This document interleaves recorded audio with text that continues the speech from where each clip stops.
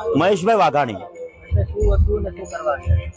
પાટીદાર સમાજની એક દીકરી આરતી એ સિંગર છે અને એ અમને જાણ થઈ કે ખરેખર એ કઈ સિલ્વર ફાર્મની અંદર આજે ડાયરાની મહેફિલ માણવા આવવાની છે.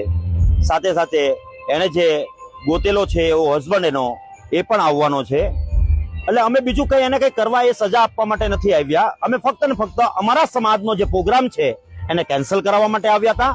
અને આજે અમને એ વિરાણી પરિવારે એ ખૂબ લાગણી સાથે સુરાણી પરિવારે ખૂબ લાગણી સાથે કીધું કે આજે અમે આનો પ્રોગ્રામ કેન્સલ કરીએ છીએ.